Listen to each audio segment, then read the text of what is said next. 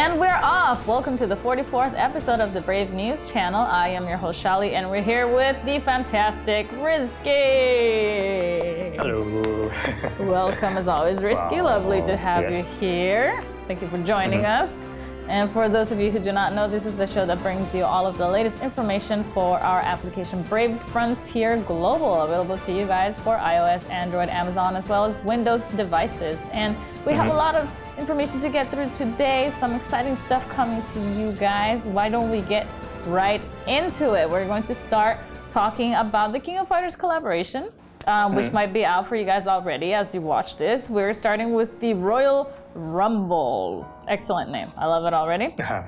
And this time you're going to join Kyo Kusanagi, Chizuru Kagura, or Yori Kagami as they faced off against Mai Shiranui, Terry Bogard, Rugal, Benimaru Nikaido, and others. Those are a lot of names and they're all in Japanese, so it's really hard to say all at once, but these are all very cool characters. I am personally I really like Chizuru and I like Mai as well, and I grew up with Terry, like playing other games that he also participated in, but yeah, so it's a blast from the past for me.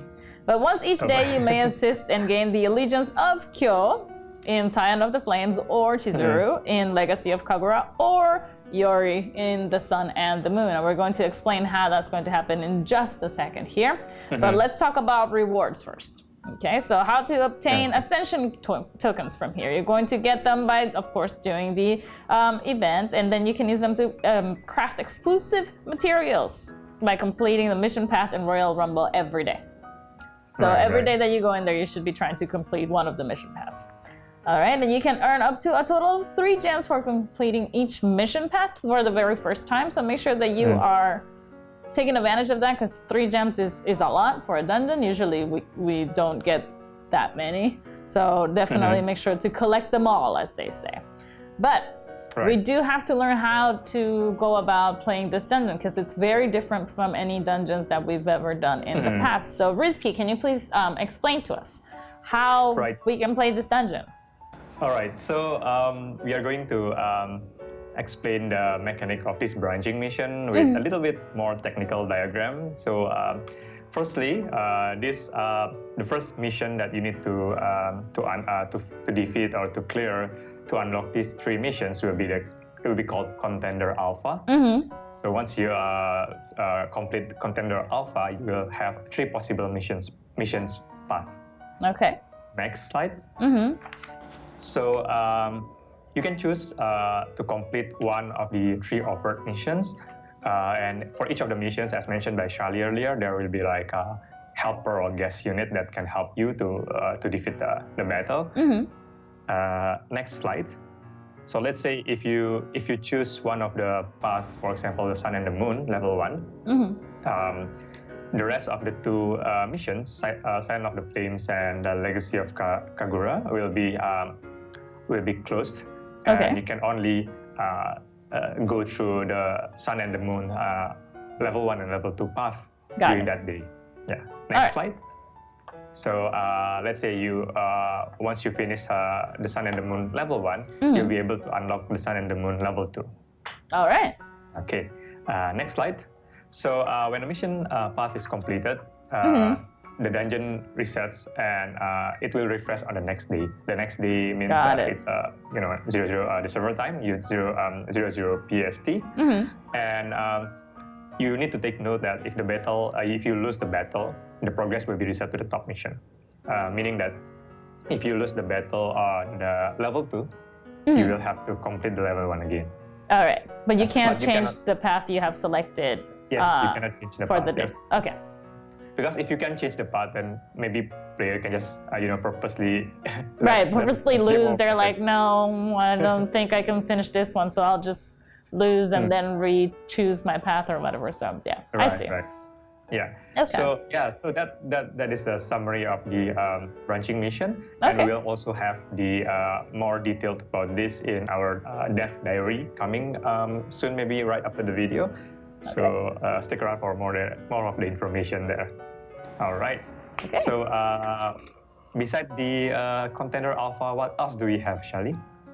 So we have another dungeon called Ascension of Orochi, right? It's a special event where the new King of Fighters dungeon keeps expanding. We keep getting more of them. We keep getting more characters who are joining the Brave Frontier universe from these old King of Fighter games. And this time you get to challenge the mighty Orochi, which is a very legendary figure in the world of King of Fighters. I think we mentioned this last time, but Orochi, itself is just kind of like a manifestation of nature and not necessarily like a human being or a person. So you get to fight this incredible being, and you can obtain Orochi's opal, which you guys can see on the screen. It's a really neat design, and also Ascension tokens if you manage to beat him. But you're gonna find out what happens to Yori Yagami after Orochi is released into Grand Gaia. So please do keep an eye on Yagami and see how this affects him. And you can earn up to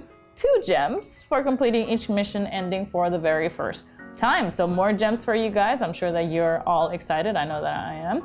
And you can also craft an exclusive King of Fighters sphere, well, more than one, called the Sacred Regalias, the Sacred Jade Stones, and Orochi's opals. So there's like spheres galore. We have a lot of spheres. We have a lot of tokens to collect so that we can craft these spheres. And the last one here, the Kusanagi sword, which you guys can see on screen, is only available for crafting from May 1st. So don't forget that that one is also coming in like a little bit later than the other ones. You don't want to miss out on that for sure. Yeah, and one thing to take note, I think there's a mention about total of 2 gems for each mission ending. So we are expecting about 2 branching for this Ascension of Orochi as well. All right, so then that's, if we're doing all of the dungeons and we are doing all of our first clears, that's already 5 gems for free total that we can get. And that equals 1 summon, so I know that I'm gonna be taking advantage of that so that I can get some free gems to summon. All right, well, that is not the end of the King of Fighters collaboration, because we do have one more dungeon here. It's called the Blood of Orochi. And did you want me to take this one as well, Risky, or did you want to? Yes, please. Okay, well, the new King of Fighters Blood of Orochi dungeon is a challenge to defeat Yori Orochi. So Yori has kind of been influenced by the Blood of Orochi, and he has been turned against his better self. So he's a little bit more evil than he usually is because he has been tainted by Orochi himself. And beating him, of course, will give you more Ascension tokens, as well as earn you up to 4 gems for completing each mission ending for the first time. So there's even more free gems to be had. That's a total of, like, let me see if my math is correct. 5 plus 4 is 9. Already, so almost 10 gems. That is absolutely wonderful. And each ending is going to require the player to form different squads in order to defeat Yori Orochi. So that you have to have a versatile set of units at your disposal. That way you can just, swap them in and out whenever it is that you need a specific one in order to beat him. All right, and then you can obtain up to 3 exclusive Yori Orochi units from the Ascension Bazaar as well. So this is a unit that you will be able to trade for, right? Yep. With the Ascension tokens? And in the Ascension token, yes, correct. Excellent, excellent. So not only do you get to face it in battle, but you can also add Yori Orochi to your team if you have enough Ascension tokens and you trade for him in the Bazaar. All right, this dungeon is going to be available only for 2 weeks, starting from the 9th of May. So make sure that you don't miss out on that, because all sorts of fun, Units that are free to trade for in the Bazaar, gems galore, all of these like different branching options for the dungeons. I think this is a very refreshing event for all of our players, where they get something a little bit new and a lot of goodies from it as well. So exciting stuff. I think it suits really well with especially for the collaboration, because we wanted to bring the story of other franchise or other your favorite characters from anime or the games into the story. I think branching option is really, really interesting here. Yeah, definitely. I'm excited to see it. I do like that, and I'm hoping that in the future, with the branching options, that there's a little bit more of not necessarily like levels, but like hidden stuff. Like I want to be able to like unlock something that wasn't there before. So hopefully we get a little bit more intricate in the events to come later. But you know, this is the first step towards that kind of like thing. So I'm just excited to see something new coming to Brave Frontier. That's kind of similar to what we did for the Halloween, right? Yes, yes. And I really enjoyed that. It was like so much fun. So I'm a person who loves doing side quests in video games. I always want to find the hidden thing in like the corner of the mountain that nobody else found. It makes me feel like important and smart. So I would like to play a dungeon where, you know, there's different unlockables again, where you don't necessarily know where you're going, but it's fun no matter what you do. So yeah, I'm looking forward to more of that in the future for sure. All right. Well, moving on, we have also new missions for Raid Battle Class 7. This one is going to be called the Dichroma mission. And I'm pretty sure Dichroma means two colors? Two colors, yes. Yes, okay. Look at me with my big words knowledge. But this mission is going to be a light and dark mission, where light and dark are going to be working together, but also against each other. There's going to be a total of 3 bosses. Slight room coordination is expected. I'm not sure what that is in reference to. Can you shed some light on this, Risky? Well, this for this Dichroma mission, there will be like both light and dark. So you will have to like basically coordinate your team carefully. So that you have both for example, if you are a team of 4 with your friend, your guild friend, make sure that you at least have 2 monolight and 2 monodark teams. Otherwise, it's going to be very difficult. For example, if you have too many people having the monolight team and only one participant having the monodark, it's going to be quite hard to defeat this boss. So at least you have to have 2 friends with monolight and 2 friends with monodark going into the same group. Got it. So this is just a fancy way of saying teamwork. You're gonna need teamwork. Exactly. The second point is that slight room coordination is expected. All right. Well, this just means that make sure that you are talking to your team and make sure that you guys have a battle plan, because obviously if you go in there with an all-light team, like for everybody involved, then it might not be as easy as if you each bring 1 light and 1 dark, or you know, you're the one who brings all of the light units and they're the ones who bring all of the dark units, etc. Right. Gotcha, Risky. Thank you for explaining that. So this is going to be balanced for 2 mono light and 2 mono dark teams, and it's going to be open for a whole month that you can try this, which is pretty cool. One thing that is notable about this raid is that these 2 bosses will be available right at the start of the raid, and killing either the light one or the dark one is going to unlock a 3rd boss. And in order to clear that raid mission, you have to beat all 3 bosses, right? Right. All right, so you guys have your work cut out for you. I've been struggling in this raid battle class 7, but I need to step my game up and see if I can finally get some missions done, because I've been able to do the lower tier ones, but not the higher ones just yet. But some more details about this Dichroma mission. So we're gonna have a light and dark hybrid boss. I'm guessing this is the 3rd boss that appears once you kill either the light or the dark one, right? So you are going to get hit with both light and dark damage, and you are going to be facing the Dichroma Wraith, which you guys can see on screen. Very creepy person. It kind of reminds me of the Rogue Titan from Tier Rift. So it's very menacing. I wonder if there's some kind of connection there. But this boss is going to be extremely powerful, and it's going to have special mechanics that are difficult to overcome, which is going to pave the way for a very mysterious new power that's going to be made available to our summoners in a not so distant future. What is that? Well, I can't say. That's the thing. I wish I could say, because it's very exciting, and it's very, very. I think if I say new, because it is technically new, but like. It's unique, I guess. I guess unexpected at this point.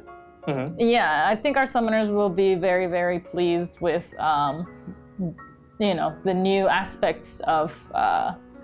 Adventure that will be coming their way, and that's all that I can say. But once you have acquired said power, I definitely advise that you use it against this boss, because otherwise it might be very difficult to manage to win without having that at your disposal. So again, not gonna say what it is.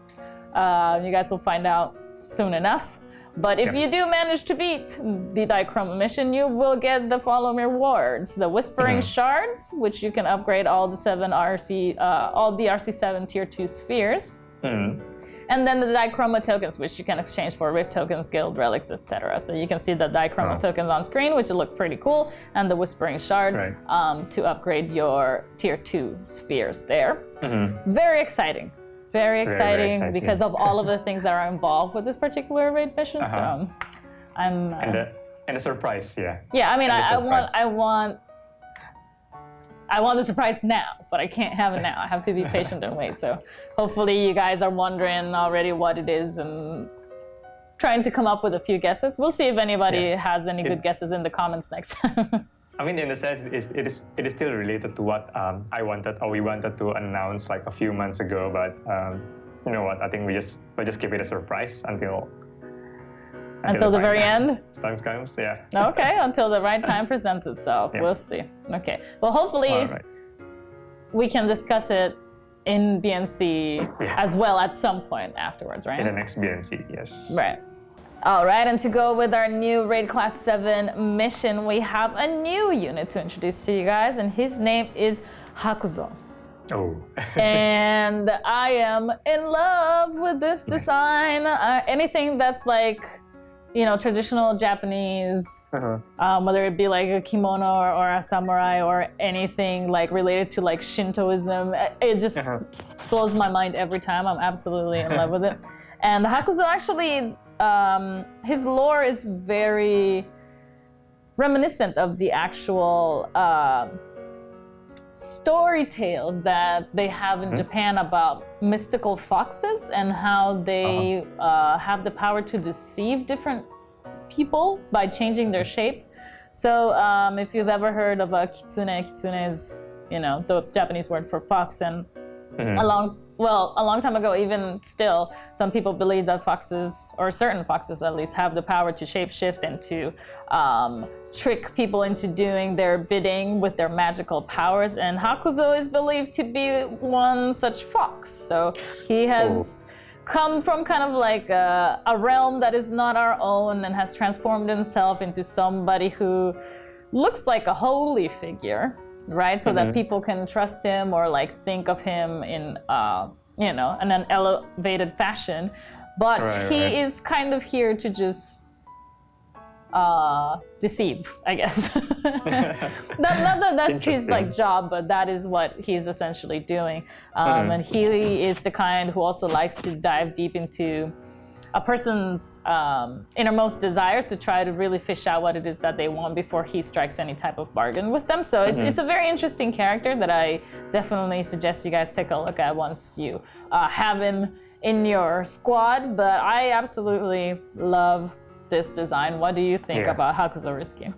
I mean, I have the same kind of like affection to this kind of like this traditional Japanese design, I guess. Like all the symbols and the clothing, and he gives me the vibe of like I don't know, some kind of character in Mortal Kombat or something. Right.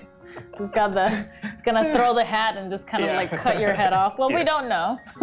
We don't know. It could happen.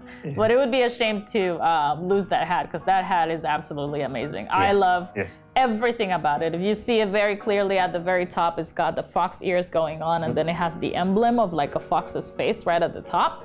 And then it has this beautiful like fur coming out of the back, kind of like a fox's tail.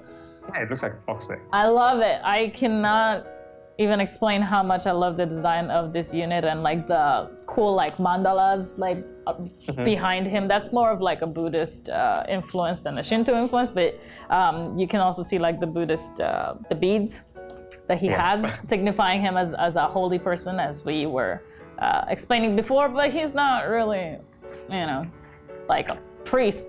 He's kind of just like pretending for the most part to be a priest. So do not be fooled by Hakuzo and his eternal beauty, because he's just amazing. But do look forward to him. because he's going to be awesome and he's going to be of great help to you during the Dichroma mission. So yes, that's correct. Good luck to you on your summons with him. And moving on, we are going to talk a little bit about some rescheduling that had to be done, yes, unfortunately. So Rizky, can I pass that off to you? Yeah, so I think last month we did announce that we wanted to run the Void Mirage on April, but because of some scheduling issue on our side, we have to push the essence of time from March to April. And as an effect, like Void Mirage have to be rescheduled to May as well. So we are so sorry for it, guys. I think a lot of you guys are like asking, where is this Void Mirage Frontier Reef? So it is rescheduled to May, somewhere around early to mid of May. So please look forward for that. Yes. Yep. So Andaria is coming. She's just a little bit late because some stuff got in the way. But it will happen. The rerun will be there, and I need to give it another go because I did really, really terribly last time. Yeah. But you'll have more time to prepare now. Yeah, I have more time to prepare now, and I can use both my light and dark squads in the Dichroma mission as well. So I need to just kind of like prepare for all of them at once. And just build up this like mass of like light units and dark units instead of relying on my Xion all the time. It's like the only like super OP dark unit that I have right now. So yeah, I need to show some love to my units. I always only use my favorites and then I kind of like neglect the others. It's time. It's time for me to step my game up. Waifu or husbando is first. It's always first. Yeah, husbandos are always first in my heart, for sure. Yeah. All right, well, that's it for Andaria. The last thing that we're going to share with you guys today is that we do have a new unit for our new episodic Grand Quest series. Yeah. Her name is Saskya, and that is all that we know about her. Yep. Usually I have some spiel for you guys about where this unit comes from, like their origin or like a little bit of their lore. This time, it was specifically requested that she remain a mystery, and she's already a very mysterious lady, you can tell by her design alone. But who is she? What is she going to bring to the story, and why is it such a big deal that we keep her background a secret? Even I don't have the answer to this question, so I'm very intrigued as to what Saskya is going to bring to the table. But I mean, looking at her design alone, I love it when you get like this really just powerful woman ready to just whoop you, like right where you stand, you know, like monk, like kind of like monk fighters type. Yeah, yes, and I am always excited also when I see any unit that has brown skin, because you know you gotta represent the brown skin. we don't get much representation in games sometimes, so I'm always very excited to see it. And I love how it matches, you know, her beautiful amber eyes and that amazing silver hair. Like she has every element of like her being is like my favorite thing. So I really, really, really love her design, and I cannot wait to see her in action because I'm not even sure that I know what element she is. Is she dark? She looks like having a dark and I don't know, like earth kind of vibe. I don't know whether they're green things. Yeah, I mean the colors can be deceiving sometimes because we do a lot of changes like to the effects to make the unit look more appealing. So I'm not really sure, but I know that she looks really, really cool, and I do want to learn how she's going to affect the story. It's kind of interesting. And yeah, as usual, I think the Grand Quest episodic Grand Quest X5 episodes will be available for May. The plan right now is for the episode 5 to episode 8 to be on May 5, 6, 7, 8. So stick around, and you might find out who is Saskya and what she's actually doing through the story as well. All right. Well, I hope we get a really blown up version of her because I want to see her like not just in unit mode, but like her actual portrait. I'm sure she's a very pretty lady, so I'm looking forward to that. Oh, and one more thing. I think note from the team is that the sphere for her will be available in the one of the episodes in the Grand Quest X5. So make sure that you play as well, and so when you get her, you can complete her, make her stronger with a sphere. With her sphere from the Grand Quest. All right. Duly noted, duly noted. So right. good luck to everybody playing the episodic Grand Quest and look forward to Saskya coming to you soon. Now we're gonna move on to our Summoner's Corner, so stick around. All right, it is time for the Summoner's Corner, where you guys send in all of the questions and Risky answers all of them for you, because he is the one with all of the knowledge, the almighty Mr. Risky. Here we go. Question number 1 from Juan Cedillo. Juan is asking, well, he's not really asking, but he's pointing out that the show has really changed over the course of time. I mean, we've been doing it for like more than 3 years now, and at the beginning it was like 3 people. And then we got reduced to like 2 people. And now it's me here in this studio and you over there in like really far away, doing it kind of like via, you know, live stream interaction, I guess. So yeah, I mean, the show has gone through a lot. To say the very least, and the very beginning of the show was especially trying because, number 1, we didn't know what we were doing. First of all. Number 2, we were still trying to make it work, and you know, without even knowing what to do and what kind of information you guys really wanted in the first place. Number 3, the directions that we were being given were very specific to a non-Western audience, and so we were finding it very hard to relate with our global players while trying to function within those like confined like views. So there was a lot of discussion that went back and forth, and a lot of input that had to be put in, you know, from ourselves and from you guys as well, the players, that, you know, like, this is weird, like, please stop doing that, I don't understand why you're doing this. There was a lot of back and forth. And then on top of that, once we got the show up and running and we got, you know, a system that worked, you know, we're real people. Things happen to us. Like, some people decide to move on with their lives and work on different things, and then some other people have to actually physically move to different places because of their work, or like, you know, for personal reasons or whatever. So unfortunately, we cannot guarantee that the format of the show will always remain the same, because it really depends on what the current situation is. But what we do want to definitely do is it's like keep the show going, because we know it is important for you guys, and we know that you guys want this information as soon as it is available to us. So that is the only thing that is for certain, is that we want to continue the show, and we want to continue having this interaction with you guys, because you know, it's not only very enjoyable, but I think it really helps us in the long run to keep you guys, like, you know, hyped for the game. It's important, right? Thank you for a very good explanation, Charlie. You're welcome. Anything else to add, Risky? I guess I kind of answered that one myself. But. Yeah, I think you answered everything. But yeah, basically, as long as you guys keep supporting us, we'll keep giving you this BNC update on what's coming on the game. Yeah, sure. Even if it's like a half a person next time. Like, I'll just come with like half of my stuff. All right, moving on to question number 2 by Rhinos62.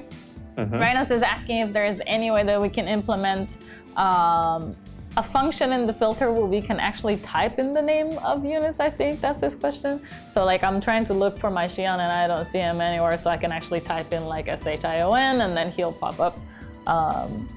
What is the possibility of that, Risky?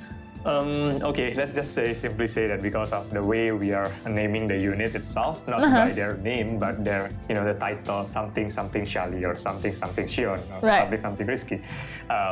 It's technically really hard to implement the search function.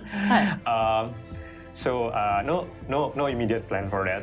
However, I think there are a lot of ways to filter out a unit. For example, me personally, I like to use the element filter, and then filtering out all those like evolution unit, the fusion unit, enhanced unit. I'll filter out all of them, so I only have the unit, basically the summonable unit, or basically the unit itself. And Actually, by playing Brave Frontier, I kind of like trained my memory of like, matching a picture with an image. Yeah. So by just looking at a small icon, you will know, oh, this character is that character. Right. Yeah. So it will take some time, but if you are doing a lot of like unit management daily, you'll get used to it. So the first step is I would suggest to use the filter, like the rarity filter, like filter like 7-star and Omni only, and then you can also do the type filtering as well, like what type of unit you want, and I think by filtering the rarity itself, you will eliminate a lot of like older units, so it's much easier to find out. Right. It's just a little bit more time consuming to do it that way, it's all. So you won't be able to immediately type it in, but if you mess around with enough settings on the filter that we have now, it should be pretty, like fairly easy for you to find your unit. But would it be easier to be able to type it in? Yes. So maybe we can hold out for that hope like sometime way in the future, but Brave Frontier's engine is not it's kind of old. not the newest thing on the market, so I don't know that it would be able to handle that kind of like type and search function. It's not looking too good, but never say never, I guess, right? Yeah. All right, moving on to question number 3 by Bookworm13, always a friend of the show. Thank you for your questions. Number 1 here is Bookworm is wondering if we have ever considered expanding the Brave Frontier universe into different platforms. So like where there would be like a PC game or a console game or any other type of thing. Has this been thought of at all? Not at the moment. I think the team is just want to focus for the global, especially just want to focus on like the main game itself. So I mean, you do have the PC version, like the Windows version of the game. Right. If you feel more comfortable to play, but I think what Bookworm is mentioning here is like specifically a standalone game. Like, Right. And whenever we want to do that, I guess it will be a combined effort together with Elim as well, the original publisher, because the game was meant and designed to be for mobile. And when you want to port it over, there are probably like a significant gameplay changes are needed to gather in. So instead of like free-to-play game become like paid-to-play or premium game. Yeah, there'll be a lot of changes for that. Yeah, so unfortunately no plan at the moment. I see. All right, well his other question here is, have we considered making... Well, let me backtrack a little bit. We usually do not touch any units originally made by Elim, so we do not give them any further evolutions, and we do not mess with their kits for the most part. But is there any possibility that now that some time has passed, that we can perhaps make standalone units based on those original units from Elim, so that the unit itself is new and it doesn't really affect the old version of the unit because they're two separate things? Is that a possibility, you think? Actually, the team has been thinking about it as well, but there has been a lot of questions from the players asking whether we can have Elim unit, the original Brave Frontier unit from Elim to receive Omni. But if we ever do this, the first priority would be the NPCs unit, like all the main characters like Carl, Syria, Legina, Paris. So we'll probably focus on that. So on the other hand, for us, we have a lot more flexibility to expand on our story. For example, our Orebe story, our the Grand Quest X5 story as well, our Uprising. So we have a lot more flexibility to expand on that. So if we ever going to touch any of the Elim original unit, we probably will focus more on the NPCs unit. So well, those are the most important to me anyway, because they're actually part of the main story. So I would definitely love to see them get some love and kind of like reach a higher form of themselves, because they've been kind of like stuck in the lower meta for a good while now. So yeah. All right. Especially Saria. Saria has always been my favorite. I love that lady so much. Yeah. All right, well, the last question here by Mamonidas. I'm not sure how to say your name. I'm sorry. But they're wondering if there is any chance, kind of like our last question, to make Omni evolutions for older units, such as Rogan, Meredith, Luther, or Kawab.